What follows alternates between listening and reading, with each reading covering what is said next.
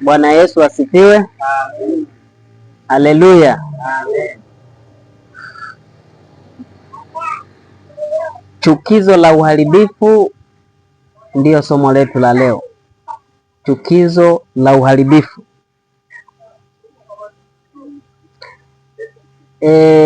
Mwaka 1871 mtafiti mmoja wa mambo ya zamani aliyekuwa anaitwa Charles Simon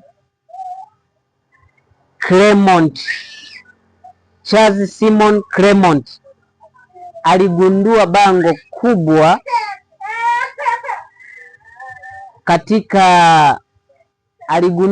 kubwa lililoundwa kwa chokaa karibu na mahali ambapo hekalu la pili la Yerusalemu lilipokuwa, na bango hilo lilikuwa na maandishi ya Kigiriki yaliyoandikwa ifuatavyo: hakuna mataifa anayetakiwa kuingia ndani ya kuta za hekalu. Yeyote atakayepatikana atawajibika kwa kifo chake mwenyewe. Bwana Yesu asifiwe. Amen. Bango hilo lilikuwa limeandikwa hivyo kwamba mataifa hakutakiwa kuingia ndani ya kuta za hekalu, hakutakiwa kuingia patakatifu, na angepatikana angewajibika kwa kifo chake mwenyewe. Utafiti huo unaithibitisha Biblia. Katika kitabu cha Matendo 21 mstari wa 28 hadi 31 tunaona habari hapo kwamba Paulo alishtakiwa na Wayahudi, alishtakiwa kwa kuwaingiza wa mataifa ndani ya hekalu, na kwa sababu hiyo wakamtoa nje, wakataka kumpiga, kumuua, lakini kwa neema ya Mungu aliokoka kutoka kwenye hatari hiyo ya kufa. Maandiko haya yanathibitisha kwamba, matukio haya yanathibitisha kwamba mataifa hakuruhusiwa kuingia ndani ya kuta za nini? Za hekalu ama za patakatifu. Lakini kwa neema ya Yesu, kifo chake msalabani kiliondoa kiambaza kilichotutenga, kilichowatenga waumini kutoka kwenye mataifa mengine na waumini kutoka kwa Wayahudi. Kiambaza ama ukuta uliowatenga waumini kutoka Uyahudi na kutoka kwa mataifa kiliondolewa baada ya kifo cha Yesu msalabani. Kwa hiyo mpaka sasa waumini wote wanaomcha Mungu kutoka taifa lolote wanaunganishwa, wanakuwa familia hii moja. Haleluya. Hivyo mataifa ama mtu asiyetahiriwa alihesabiwa kuwa ni mwenye dhambi, alihesabiwa kuwa ni najisi. Ndiyo maana hakutakiwa kuingia ndani ya hekalu la Mungu, maana ndani ya hekalu la Mungu ndiyo patakatifu ambapo Mungu alitakiwa kufanya nini? Alikuwa anakaa. Katika kitabu cha Kutoka 25 mstari wa 8 Mungu alimwambia Musa, na wanifanyie patakatifu ili nipate kufanya nini? Kukaa kati yao. Kwa hiyo patakatifu ndipo ambapo Mungu alitakiwa kukaa. Wale wanaomkaribia ni wale ambao wana agano naye tu, wale ambao ni watakatifu, wanahesabika kuwa watakatifu ama wateule mbele zake. Bwana Yesu asifiwe. Amen. Yesu akiwa anazungumzia hekalu, mambo ambayo yatakuja kutokea, yatakuja kulipata hekalu lililokuwako Yerusalemu, alisema kitu fulani ama mtu fulani atasimama ndani ya hekalu asiyetakiwa kusimama katika hekalu. Aliwaambia habari hizo wanafunzi wake kwamba wakati unakuja asiyetakiwa kusimama patakatifu atasimama wapi? Patakatifu. Fungu la kufungua tuliloanza nalo ni kutoka kitabu cha Marko 13 mstari wa 14. Inasema, lakini mlionapo chukizo la uharibifu, lakini mlionapo chukizo la uharibifu likisimama pasipolipasa, ndipo walio katika Uyahudi na wakimbilie wapi? Walio Uyahudi wakimbilie wapi jamani? Naomba tusikilizane vizuri. Yesu aliwaambia kwamba wakati unakuja watakapoliona chukizo la uharibifu lililonenwa na nabii Danieli katika kitabu cha Mathayo. Yesu alisema lililonenwa na nabii Danieli, mtakapoliona limesimama patakatifu, ndipo aliye katika Uyahudi akimbilie wapi? Milimani. Chukizo la uharibifu hili ni nini? Chukizo hili la uharibifu ni nani? Marabi ni watu gani? Marabi wa Kiyahudi katika maandishi yao wanathibitisha chukizo hili la uharibifu lililonenwa na nabii Danieli ni Rumi. Lakini pia nabii Ellen G. White katika kitabu cha Pambano Kuu anathibitisha kwamba chukizo la uharibifu ni Rumi. Kwa hiyo Yesu alikuwa anatabiri ujio wa Rumi kama chukizo ambalo lingeleta uharibifu katika mji mtakatifu na hekalu la Mungu. Bwana Yesu asifiwe.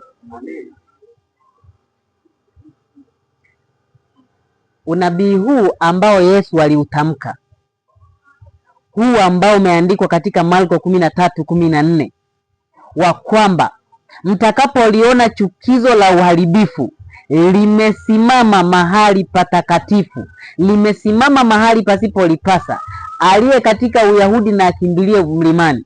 Unabii huu ambao aliutaja Yesu Kristo hapa ungetimia mara 3. Kuanzia wakati anasema ungetimia mara ngapi? Mara 3 mpaka kuja kwake, mpaka mwisho wa dunia. Tuanze kuona mara ya kwanza chukizo la uharibifu lilisimama kwa namna gani? Awamu ya kwanza ya chukizo la uharibifu, Danieli 9:27. Danieli 9:27 inasema, naye atafanya agano thabiti na watu wengi kwa muda wa juma moja, na kwa nusu ya juma hiyo ataikomesha sadaka na dhabihu, na mahali pake litasimama chukizo la uharibifu, na hivyo hata ukomo na ghadhabu iliyokusudiwa imemwagwa juu yake mwenye kuharibu.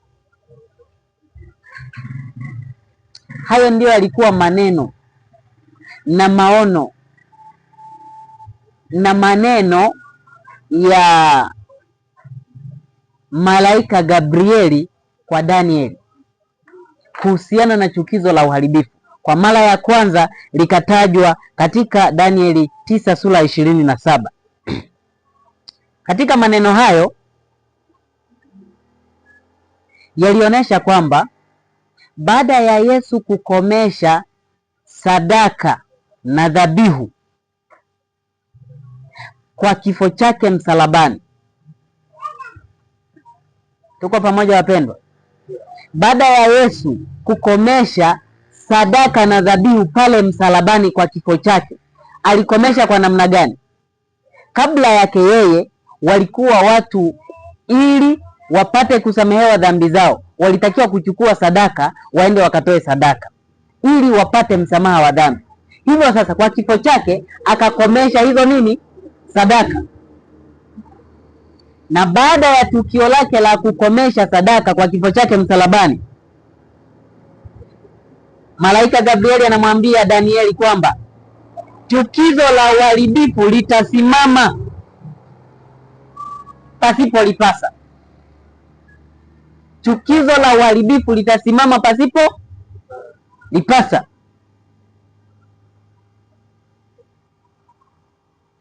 Hapo wengine ambao huwa wanasema kwamba chukizo hili la uharibifu lilisimamishwa na mfalme mmoja aliyekuwa anaitwa Antiochus Epiphanes IV, lakini sio kweli, maana mtu huyo alikufa miaka mingi kabla ya Yesu, na Yesu alikuja akaeleza kwamba chukizo hili la uharibifu lingekuwepo baada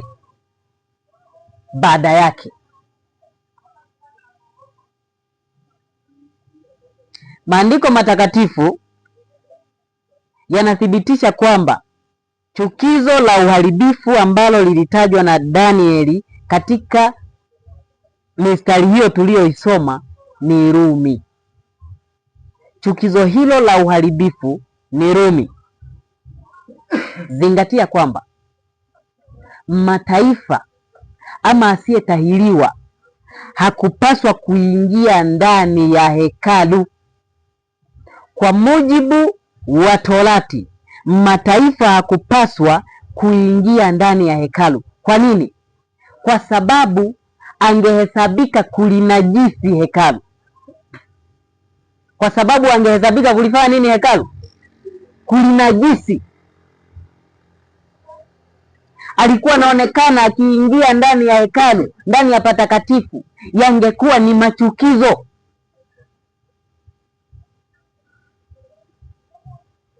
Yeremia katika kitabu cha Maombolezo sura ya 1 mstari wa 10, akiwa anaomboleza maangamizi ya Yerusalemu,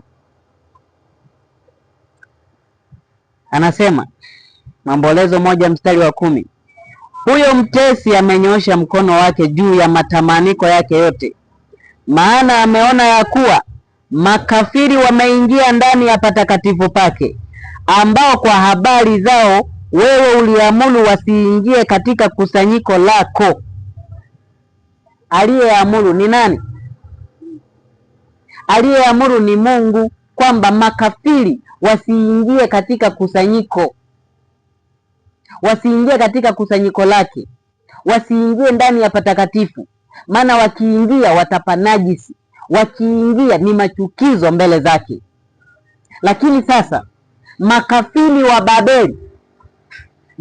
wa Babeli wasiotahiriwa wakaingia ndani ya hekalu, wakalinajisi hekalu na wakaliangamiza. Yalikuwa ni maombolezo ya Yeremia, mtu wa Mungu. Hebu angalia jinsi ambavyo watu wa Mungu walikuwa na uchungu utaratibu wa Mungu unapokiukwa. Walikuwa na uchungu sana taratibu za Mungu zinapokiukwa. Sisi leo tunaumia pale ambapo kanuni na utaratibu za Mungu zinapokiukwa, ama tunaona ni sawa tu, hata mipaka ikirukwa hamna shida. Utafakari hilo. Unajua ni kwa nini mpaka sasa maandiko yanasema hatupasi kuoana na watu wasio wa imani yetu? Wakorintho wa pili 6:14 inaeleza hilo. Anasema msifungiwe nila pamoja na wasiofanya nini? Kwa nini? Kanuni ni ile ile. Mataifa ama asiyetahiriwa hakuruhusiwa kuingia ndani ya hekalu kwa sababu atalinajisi. Leo hii miili yetu inatajwa kuwa ni hekalu la nani? Ni hekalu la Mungu, ni hekalu la Roho Mtakatifu, na maandiko yanaeleza wanandoa wakioana wanakuwa mwili mngapi? Maana yake mume anaingia ndani ya mwili wa mke, mke anaingia ndani ya mwili wa mume, wanakuwa mwili wa mngapi?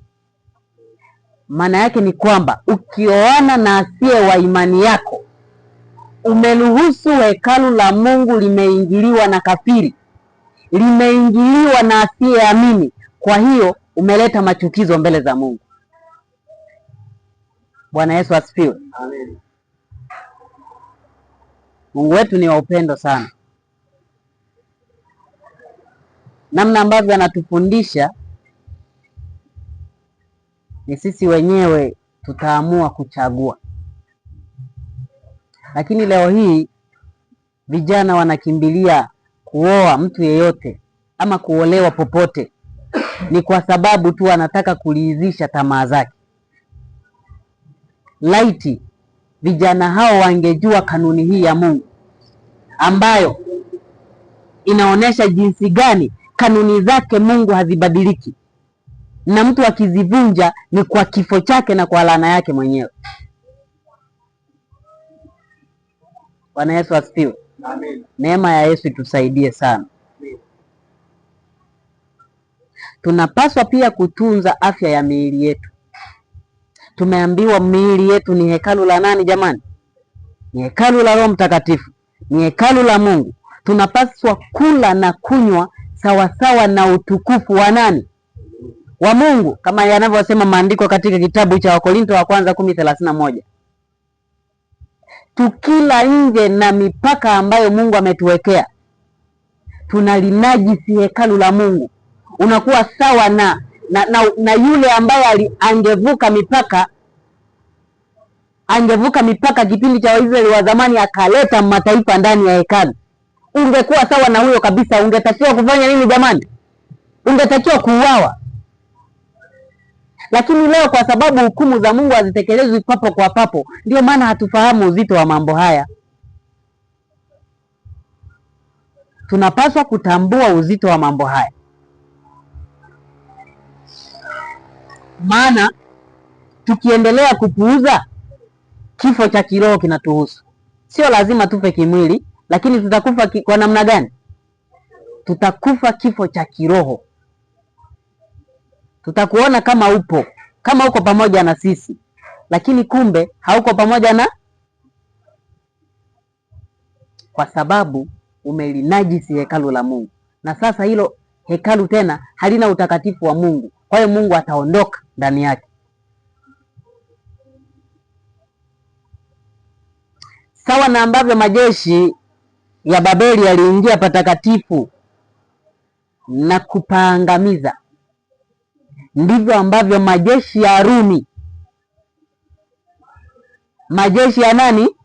Ya Rumi, malaika Gabrieli anayaita watu wa mkuu atakaye kuja. Majeshi haya ya Rumi, watu ambao hawakupaswa kukanyaga ndani ya hekalu, watu ambao walikuwa ni makafiri, watu ambao ni wanahesabika wasiotahiriwa, waliingia ndani ya kuta za hekalu. Walikuja wakaingia, wakazunguka mji wa Yerusalemu, wakasimika nembo zao kuzunguka mji wa Yerusalemu, hata ndani ya hekalu, na mwisho wa siku kuliangamiza hekalu hilo. Bwana Yesu asifiwe. Amen. Chukizo la uharibifu. Unajua ni nembo gani ambao ni utambulisho wa Rumi? Tai, ndege ambaye ni tai. Tai tunamjua, ndege yule ni utambulisho wa ufalme wa Rumi tangu zamani sana. Na ndege huyo unajua kwamba ametajwa katika Biblia ni kati ya ndege ambao ni machukizo. Katika Mambo ya Walawi 11 ametajwa ni machukizo katika vyakula vile ambavyo walikuwa wanaambiwa wana wa Israeli watakula, lakini waliambiwa tai hawawezi kufanya nini? Kwa sababu lakini Rumi kachagua ndege huyo kuwakilisha utambulisho wake. Nafikiri ni bahati mbaya? Unafikiri ni bahati mbaya? Sio bahati mbaya. Kila kitu kina maana katika ulimwengu huu tunaoishi. Nembo zina maana kubwa sana. Asikudanganye mtu akwambia hili nembo tu, kwani lina shida gani? Zina maana kubwa sana, tena za kiroho. Unaweza ukadharau, lakini zina maana kubwa. Tai ambaye alikuwa ni utambulisho wa ufalme huu wa Rumi, nembo hii kasimikwa kuzunguka mji wa Yerusalemu. Chukizo lililokuwa linaonekana ni chukizo, ndege ambaye ni chukizo, Warumi ambao ni chukizo kuingia ndani ya hekalu, waliohesabika kuwa ni chukizo, sasa walikuja kufanya uharibifu ili unabii ulionenwa na Danieli upate kutimia.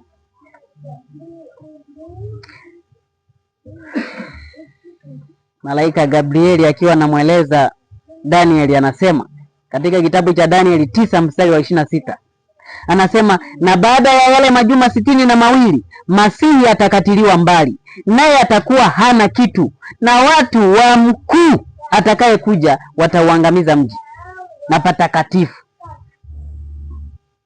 Watu wa nani jamani? Atakaye kuja watauangamiza mji na patakatifu. Kwa Kiingereza neno hili mkuu linatajwa kama prince. Huyu mkuu ni prince. Prince ni mwana mfalme. Watu ambao ni majeshi wa mkuu wakiongozwa na mwana mfalme watakuja kuangamiza mji na patakatifu. Ndio maana katika kitabu cha Petro, nafikiri Petro wa pili 1:19 anasema neno la unabii ni taa. Na hapa ndipo tunaelewa jinsi gani Biblia ni ya kweli na unabii ni wa kweli, kwa sababu kile ambacho Mungu alikisema miaka mingi kabla kikatimia kama kilivyo.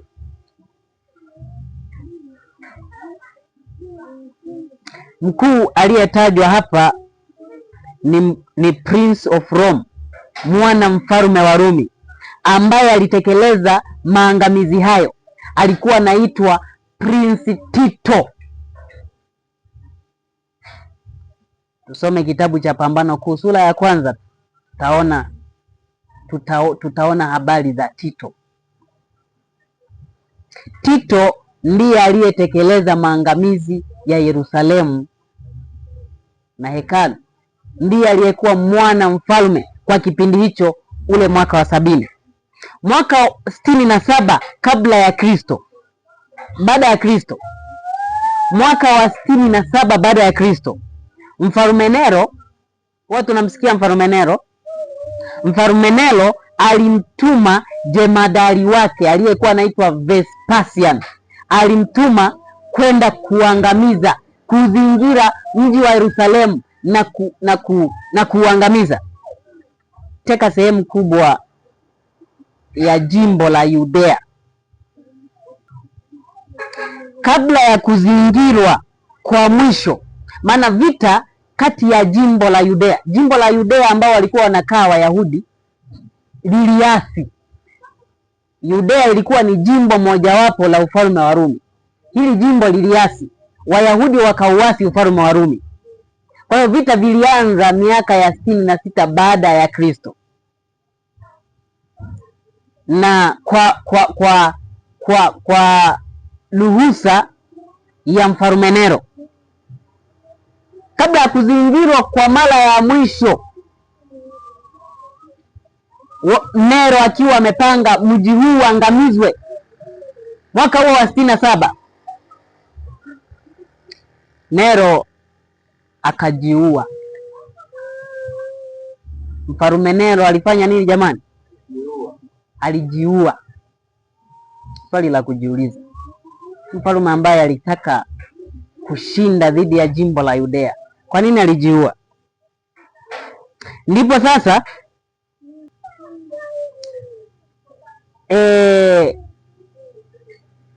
Vespasian aliyekuwa ndiye jemadari wa Rumi akiwa anasaidiana na Sestius, mtu wa jemadari mwingine aliyekuwa anaitwa Sestius Gallus. Baada ya kusikia kwamba mfalme amefanya nini? Amekufa, basi walipokea amri ya kusitisha mashambulizi. Walipokea amri ya kufanya nini? Ya kusitisha mashambulizi. Tito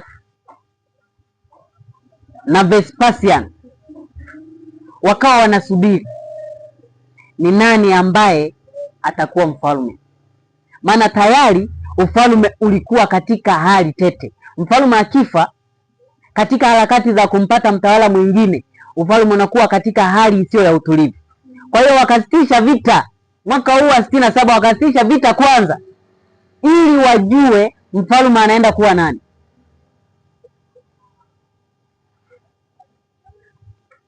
Ndipo Vespasian akachaguliwa kuwa mtawala, kuwa Kaisari baada ya Nero.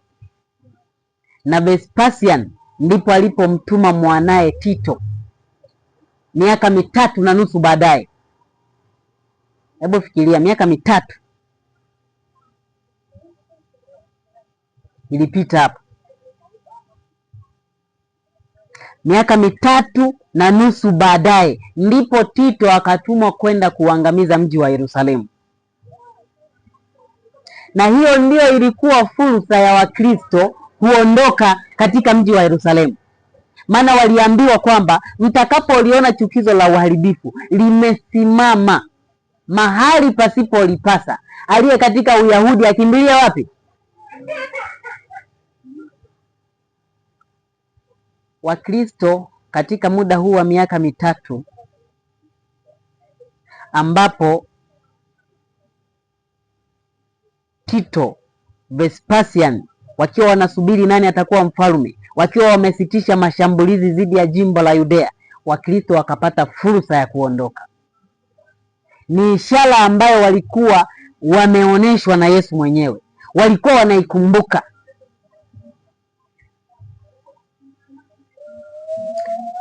Sisi leo ni nani aliye na akili? Ni nani aliye na nini? Ni nani aliye na akili ili apate kuzisoma nyakati? Wakristo wa awali walielewa kuzisoma nyakati, wakakumbuka kwamba Yesu alisema ishara hii itakapoonekana tuondoke. Je, sisi tunasoma alama za nyakati za kujua kuondoka na kukimbia hatari? Si hatari tu ambazo tunazisubiri katika wakati wa mbele, hata sasa kuna hatari mbalimbali ambazo zinatukabili katika maisha yetu, katika mazingira ya nyumbani, katika mazingira ya kazini. Je, unazisoma nyakati, unazisoma ishara za hatari ili uondoke kabla hatari ile haijatukia? Ni swali la kujiuliza. Maana unabii unaweza ukawa unaufahamu, lakini usiwe na akili ya kuzisoma nyakati na hatari kakukuta. Chukizo la uharibifu mara ya pili. Chukizo la uharibifu mara ya pili. Kitu kimoja cha kukumbuka kwamba maandiko yanaeleza hakuna Mkristo hata mmoja aliyepoteza uhai wake katika maangamizi ya Yerusalemu, kwa sababu Wakristo wote walitii amri ya Mwokozi wao.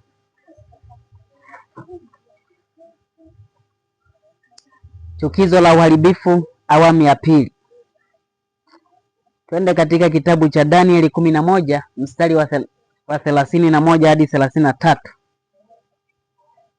Inasema, na wenye silaha watasimama upande wake, nao watapatia unajisi mahali patakatifu, ndiyo ngome, nao wataondoa sadaka ya kuteketezwa ya kila siku, nao watalisimamisha chukizo la uharibifu, na wao wafanyao maovu juu ya hilo agano atawapotosha kwa maneno ya kujipendekeza, lakini watu wamjuao Mungu wao watakuwa hodari na kutenda mambo makuu, na hao walio wenye hekima katika watu watawafundisha wengi. Hata hivyo wataanguka kwa upanga na kwa moto na kwa kufungwa na kwa kutekwa nyara siku nyingi. Bwana Yesu asifiwe. Kutoka katika kitabu cha Danieli 9:27, chukizo lingine la uharibifu linatajwa katika kitabu cha Danieli 11:31. Nimeeleza kwamba unabii huu wa Danieli ungejirudia mara 3, na onyo la Kristo la kwamba watu watakapoliona chukizo la uharibifu limesimama mahali patakatifu wakimbilie milimani, watafute sehemu ya kujiponya. Ingetokea unabii huo ama onyo hilo lingejirudia mara 3 mpaka Yesu anarudi mara ya pili. Hii ilikuwa mara ya pili. Kwa namna gani tena wanasemwa hawa wenye silaha walinajisi patakatifu wakati hekalu lilikuwa limeshaangushwa? Rumi ilikuwa imeshaliangusha hekalu la Yerusalemu. Hekalu gani lingine lililonajisiwa? Hekalu gani lingine ambalo lingenajisiwa? Ufunuo 13 mstari wa 6 inatueleza kazi za Rumi ya Ukristo ama upapa. Maandiko yanasema, akafunua kinywa chake amtukane Mungu na kulitukana jina lake na maskani yake, nao wakaao mbinguni. Bwana Yesu asifiwe. Akafunua kinywa chake amtukane nani? Na kulitukana jina lake na maskani yake. Mnajua maskani ya Mungu ni nini?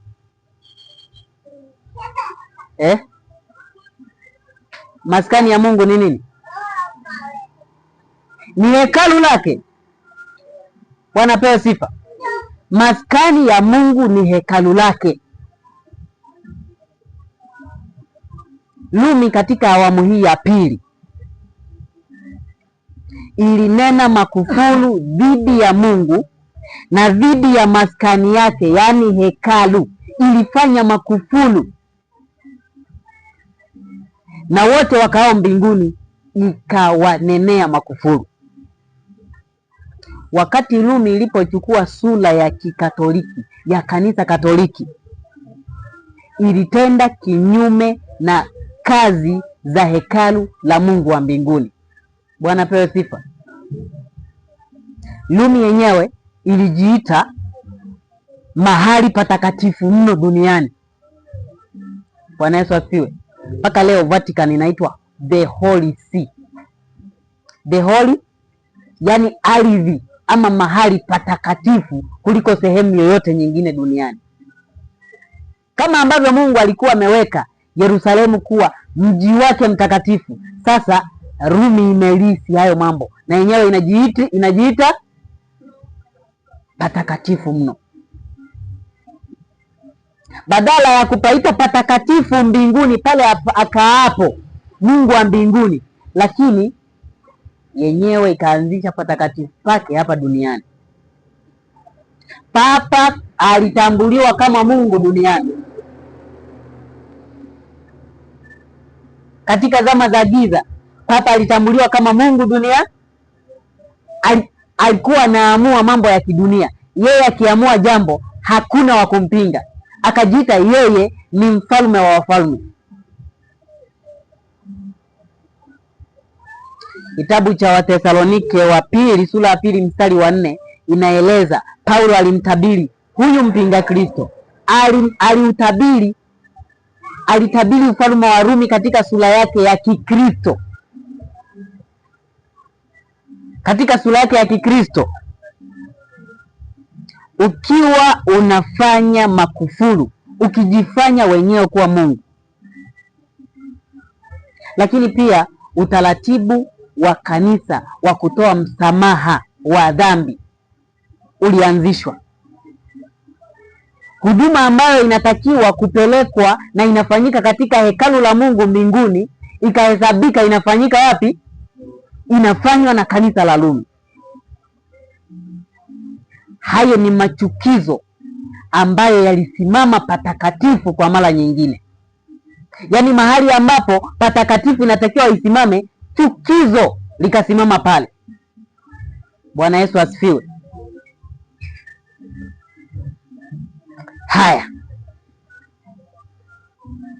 kuna chukizo lingine kuu sana katika Biblia, chukizo lingine kubwa sana lililofanywa ama lililosimamishwa katika kipindi hiki zama za kati, katika kipindi hiki cha zama za kati.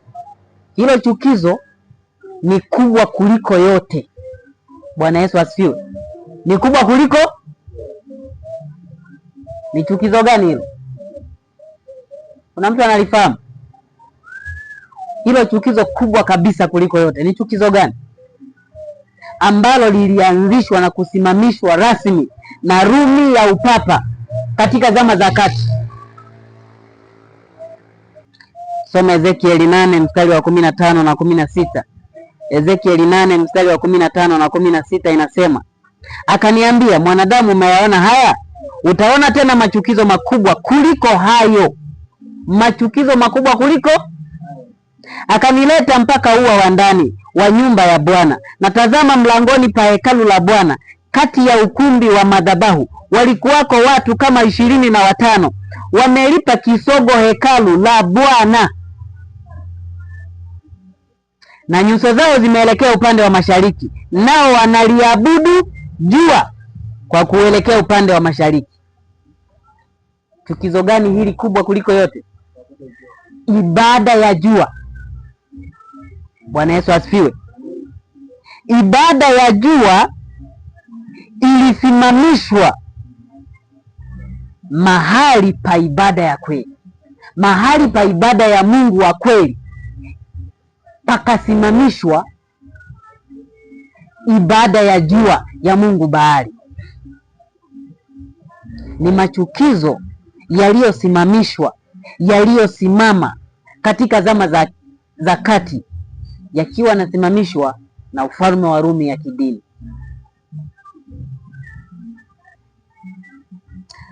Katika mstari wa 32 na 33 wa Danieli 11 anasema, na wao wafanyao maovu juu ya hilo agano atawapotosha kwa maneno ya kujipendekeza, lakini watu wamjuao Mungu wao watakuwa hodari na kutenda mambo makuu, na hao walio wenye hekima katika watu watafundisha wengi. Hata hivyo wataanguka kwa upanga na kwa moto na kwa kufungwa na kwa kutekwa nyara siku nyingi.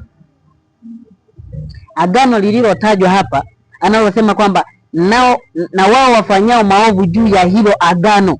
Hilo agano linalotajwa ni amri 10 za Mungu. Ni amri 10 za nini? Anasema atawapotosha kwa maneno ya kujipendekezwa. Agano la amri 10 lilipotoshwa. Amri ya pili ikabadilishwa, inayozuia kuchonga sanamu ikabatilishwa, ikaondolewa, ili ibada ya sanamu iruhusiwe kanisani. Mpaka leo kanisa la Rumi lina sanamu za kila aina ambazo zinatumika katika ibada. Amri ya 4 ikabadilishwa. Upapa unaeleza wazi katika katekisimu, katika maandishi yake mbalimbali, anathibitisha kwamba Sabato ilibadilishwa kutoka Jumamosi kwenda Jumapili na mamlaka ya kanisa la Rumi. Chukizo la uharibifu. chukizo liliendelea kufanya uharibifu. Bwana Yesu asifiwe. Maana ya chukizo la uharibifu ni kwamba ni chukizo linalofanya uharibifu. Tuko pamoja eh? Chukizo hili linafanya uharibifu wapi? Patakatifu. Mfano, majeshi ya Rumi ya watu ambao walikuwa ni chukizo kuingia ndani ya nini? Ya hekalu. Sasa hawa watu ambao ni chukizo wakaja wakaingia. Walipoingia ndani ya hekalu walifanya nini? Walifanya uharibifu, wakapaacha mahali pale pakiwa ukiwa. Chukizo la uharibifu lifanyalo ukiwa. Hata sisi leo tunapaswa tusiingize katika hekalu la Mungu machukizo, maana yatafanya nini? Yatafanya uharibifu na yatapaacha mahali hapo pakiwa ukiwa. Bwana Yesu asifiwe. Huwa tunachukulia kwa urahisi kwamba ngoja tu nifanye hivi. Dhambi ni chukizo. Dhambi ni nini jamani? Ni chukizo ambalo likiingia ndani ya mioyo yetu linafanya uharibifu, na likifanya uharibifu linaacha mioyo yetu ikiwa nini? Ukiwa, ikiwa imekaukiwa. Hapo ndipo nguvu za kiroho zinakosekana, kwa sababu umeruhusu chukizo la uharibifu liingie ndani yako. Tusifikiri tu kwamba hizi ni stori ambazo yalitokea. Sisi leo tunajifunza nini? Bwana Yesu asifiwe. Neema ya Yesu tusaidie sana.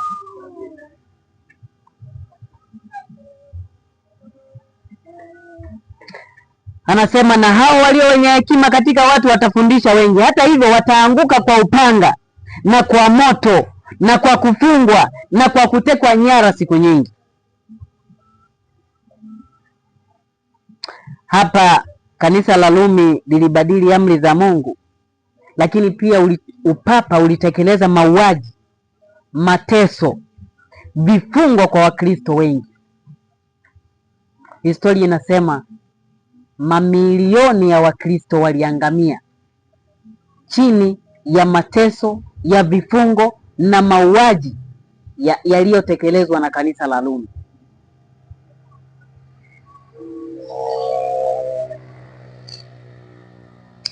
Yesu alisema, mtakapoliona chukizo la uharibifu, aliye Uyahudi anakimbilia wapi? Wakristo wa zama za kati, katika zama za giza, walijificha wapi? Wakristo wa awali katika karne ya kwanza walipoyaona majeshi ya Rumi yanakuja kuuzingira mji wa Yerusalemu, walikimbilia wapi?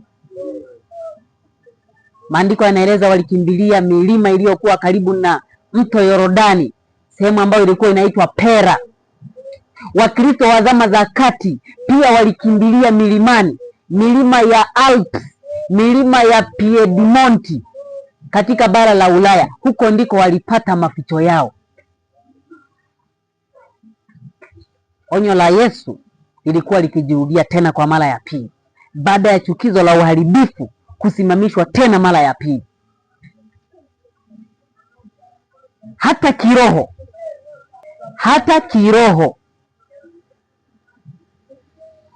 chukizo la uharibifu linapoingia ndani ya mioyo yetu. Chukizo la uharibifu ni dhambi. Chukizo la uharibifu ni nini jamani? Chukizo la uharibifu ni dhambi. Linapoingia ndani ya mioyo yetu, tunapaswa kufanya nini? Kukimbilia wapi? Milima ipi sasa? Ndio swali la kujiuliza. Milima ipi?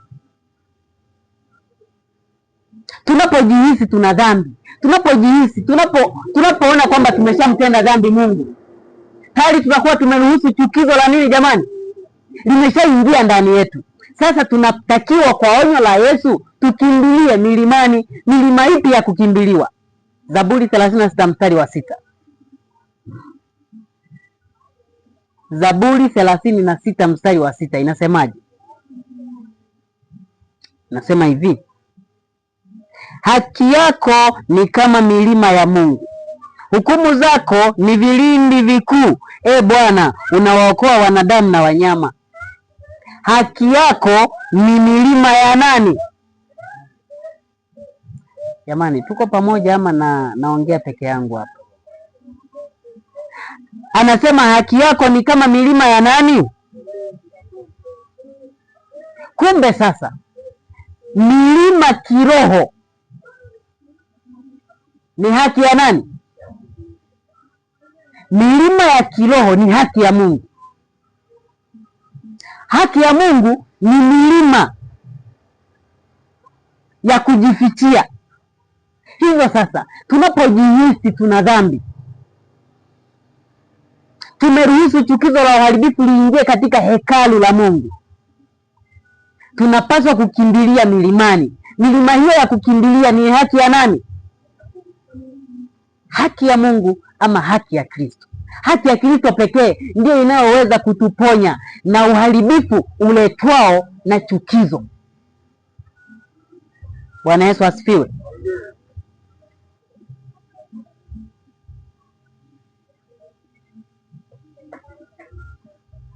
Kwa kipindi cha miaka 1260 Wakristo katika bara la Ulaya walikimbilia mafichoni, milimani.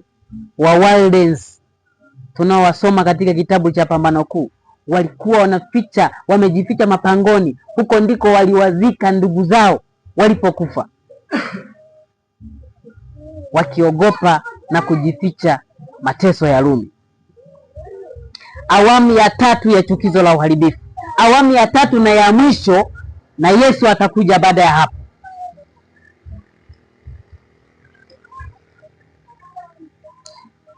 Chukizo hili la uharibifu litakalojirudia mara ya tatu litakuwa mfano wa lile ambalo lilitokea katika zama za kati. Sheria ya amri za Mungu kuharamishwa, hasa Sabato, na Jumapili kupitishwa kama siku rasmi ya ibada. Ibada ya jua kusimama mahali pa ibada ya kweli ya Mungu wa kweli itakuwa ni chukizo la uharibifu la mara ya tatu litakaloletwa na uharibifu ulioungana. Uharibifu huu ni Uprotestanti ulioasi na Rumi ya Ukristo ama upapa.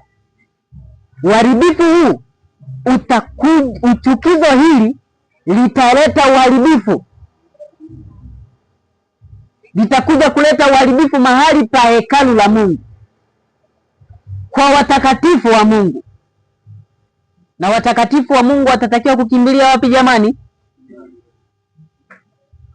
Takiwa kukimbilia milimani. Soma Ufunuo 13 mstari wa 15. Ufunuo 13:15 inasema,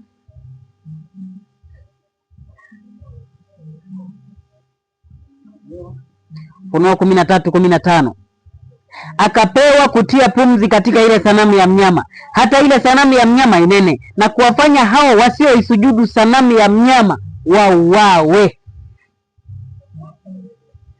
Hapa anaeleza juu ya Uprotestanti ulioasi, taifa la Marekani ambalo ni la Kiprotestanti litakapoungana na upapa kupitisha sheria hii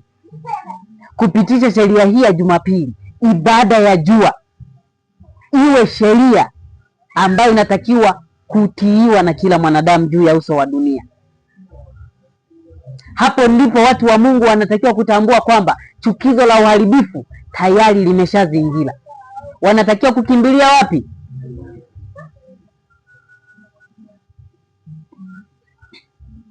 Kitabu cha Shuhuda kwa Kanisa, gombo la 5, anasema ukurasa wa 464, anasema wakati hauko mbali, ambapo kama ilivyokuwa kwa wanafunzi wa awali, tutalazimika kutafuta makimbilio katika maeneo yaliyojitenga, kama ambavyo kuzingirwa kwa Yerusalemu na majeshi ya Rumi ilikuwa alama ya kukimbia kwa Wakristo waliokuwa Yudea. Ndivyo itakavyokuwa baada ya nguvu ya taifa letu itakapotangaza, ikiamrisha, ikitangaza sheria ya Sabato ya upapa. Litakuwa onyo kwetu. Bwana Yesu asifiwe. Wakristo wa awali walijua kwamba hii ishara tukiona, maana yake Yerusalemu inaenda kuvaa nini? Inaenda kuvaa nini? Wakimbilia wapi? Ndivyo itakavyokuwa kwa wakati huu. Anasema kwamba wakati sheria Jumapili itakapotangazwa, itakuwa onyo kwetu kwamba Yerusalemu ya sasa ni nini? Yerusalemu ya sasa ni nini? Ni dunia hii. Yerusalemu ya sasa ni dunia hii. Maana yake inaenda kufanya nini? Kuangamizwa. Watu wa Mungu wanatakiwa kukimbilia wapi? Ni kweli, watakatifu wa Mungu wapo watakaokimbilia milimani, lakini si wote. Kitabu cha Pambano Kuu kinaeleza kuna wengine watakimbilia milimani, kuna wengine watakamatwa na kupelekwa magerezani, wengine watapitia mateso makali hata kuuawa, wengine watachukuliwa na kupelekwa maeneo yaliyojitenga, watachukuliwa na mamlaka za dunia, wapelekwa huko, wakaachwa huko wafe na njaa, kama alivyochukuliwa Yohana mtume wa Yesu, akachukuliwa akapelekwa katika kisiwa cha Patmo. Sasa wajibu wetu ni nini leo, wapendwa? Wajibu wetu leo ni kukimbilia milima ya kiroho kabla ya kukimbia kwenye milima halisi hiyo ya kidunia. Bwana Yesu asifiwe. Wakati nikiwa mdogo, nikiwa nimeyajua masomo haya, kuna msitu fulani ulikuwa karibu na nyumbani, mjomba anaufahamu, Ipolulia Namenza. Sasa tulikuwa tunaambizana na wengine kama kaka yangu Jose, kwa tunaambizana kwamba jitangaza tu utangaji wa bisha ya Jumapili na pela Ipolulia Namenza.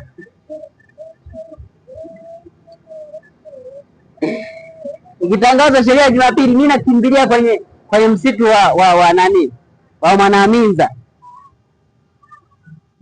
Sasa ni kweli yalikuwa mawazo ambayo yametajwa kimaandiko, lakini kumbe kuna mlima ambao tunatakiwa kuanza nao kukimbilia kabla ya kukimbilia misituni, kabla ya kukimbilia mahali popote. Bwana Yesu asifiwe.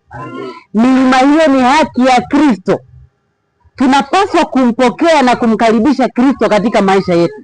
Tunapaswa kuikubali na kuiamini kafara ya Kristo kama mlima pekee, tabia ya Kristo ndani yetu kama mlima pekee wa kujificha kiroho.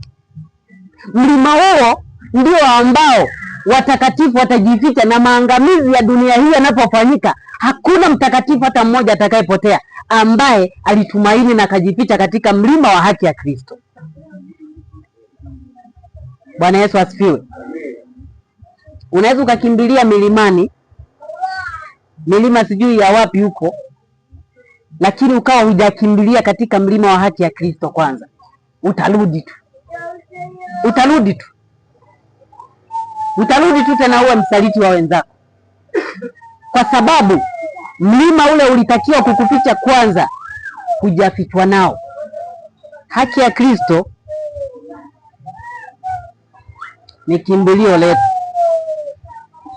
Tukiwa tunajiandaa kuhama mijini na kuenda maeneo yaliyojitenga kama ambavyo maandiko matakatifu yametushauri, tunapaswa kuanza na haki ya Kristo ambayo imetajwa ndiyo milima ya Mungu ya watakatifu kujificha wakati maangamizi ya Yerusalemu ya kidunia inapoangamizwa kwa mara nyingine, na Yesu aje kuwachukua watakatifu wake kuwapeleka katika makao ya mbinguni.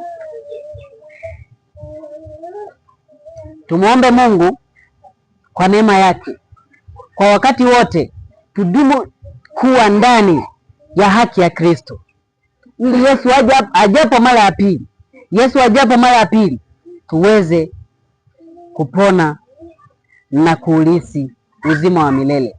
Mungu abariki somo hili kwa jina la Yesu. Amina. Amen.